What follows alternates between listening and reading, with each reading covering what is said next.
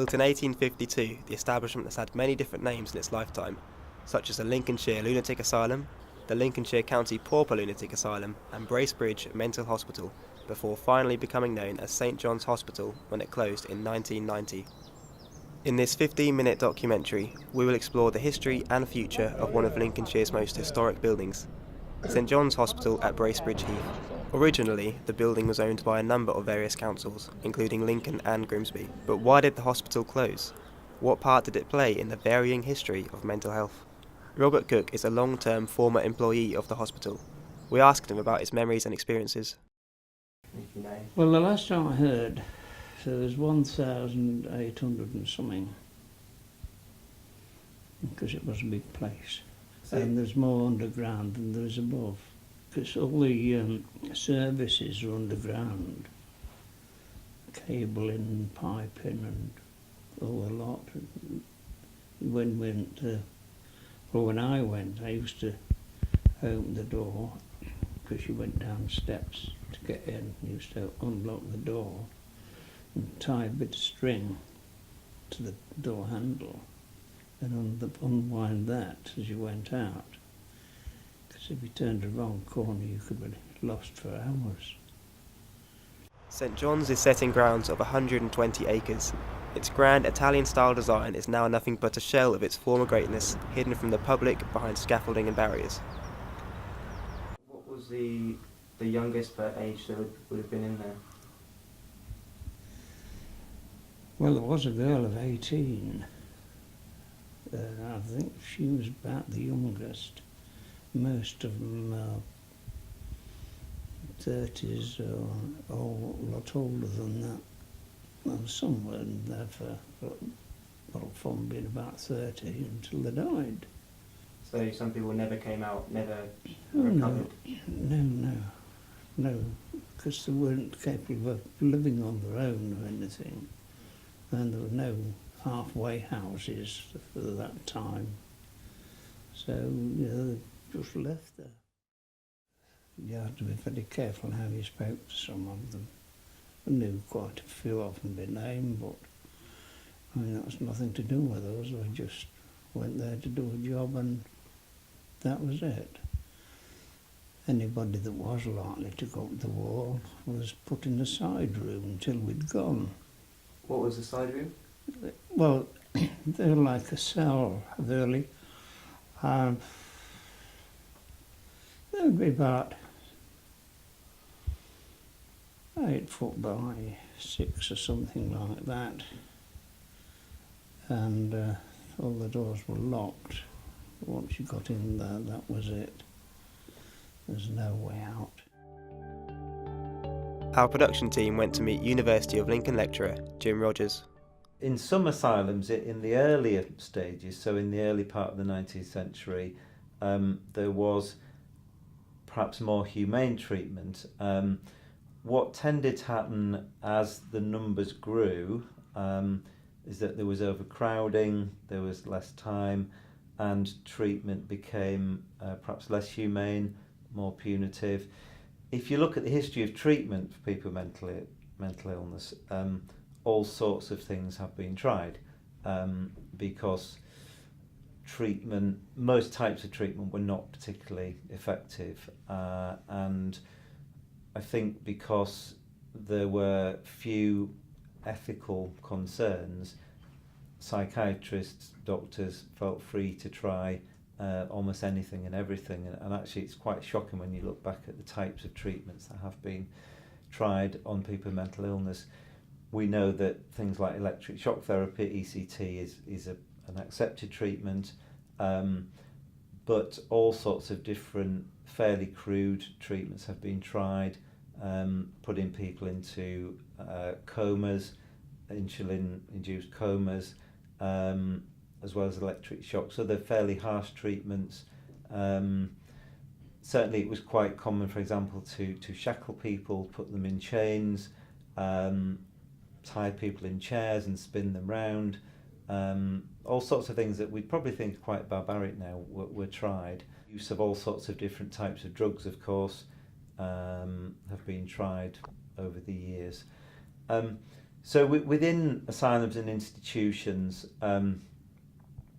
various different things have been tried. But I suppose to a large extent, you might characterise it that there was a lack of treatment, because often people were simply placed into asylums, lived very regimented, institutionalised lives there, and probably didn't receive a great deal in the way of treatment, because there wasn't, as I say, there wasn't anything that was particularly effective for much of the time. So were they, was it dangerous? Well, when they were high, some of them were. But they used to give them, I forget what it was, in a dose in the morning, and that was to calm them down. And then he didn't want to be on the wards at that time, because it was like a little glass of gin, but it excreted through the breath, and it stank something awful. There were padded cells on some of them, but I think most padded cells have been removed. Yeah, I suppose the image that a lot of people have of a mental hospital is the cartoon straitjackets, padded cells. Well, yeah, I mean, I suppose in the early days of treatment, the straitjacket was about the only thing there was. They were uncomfortable. I know. I wore one once. Critics would argue that in psychiatry, the mainstay of treatment remains drugs, psychiatric drugs, medicines.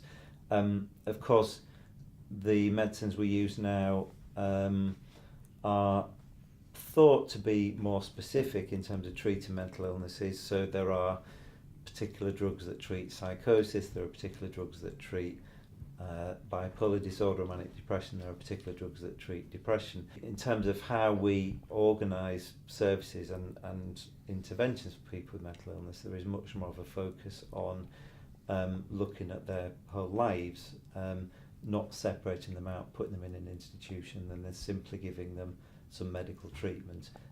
It's about helping people to recover to some kind of a normal life, involving them in their community, helping them with employment, with social skills, and so on.